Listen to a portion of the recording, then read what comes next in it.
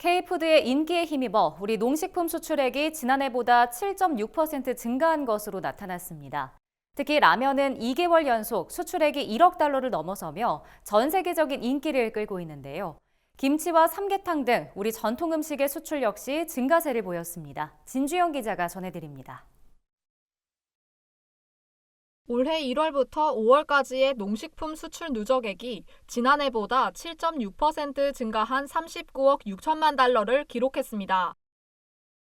수출 증가율 역시 지난해 같은 기간과 비교했을 때 최근 3개월간 매달 상승했습니다. 품목별로 살펴보면 라면의 수출 상승세가 가장 두드러졌습니다.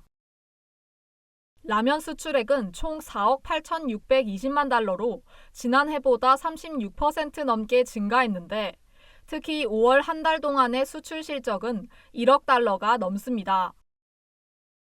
이 같은 결과는 라면의 가장 큰 수출 시장인 중국에서 우리 기업의 온라인 유통망 입점이 확대됐기 때문인 것으로 분석됩니다. 미국과 유럽의 라면 수출액 역시 지난해보다 각각 71.4%, 49.5% 증가하면서 세계적으로 라면 수출은 호조세인 것으로 나타났습니다. 과자류의 수출액도 지난해보다 12.6% 상승한 2억 9,160만 달러를 기록했습니다. 이는 한국 베이커리 프랜차이즈의 미국 진출이 확대된 영향으로 풀이됩니다. 우리나라의 전통 음식인 김치와 삼계탕도 수출 효자 노릇을 톡톡히 했습니다. 김치 수출액은 6.4% 증가한 7,070만 달러를 기록했는데 유럽과 미국 시장을 중심으로 성장한 것으로 나타났습니다. 이는 유럽에서 상온 유통김치 등 신제품이 출시되고 팝업 스토어를 통한 마케팅이 확대된 영향으로 풀이됩니다.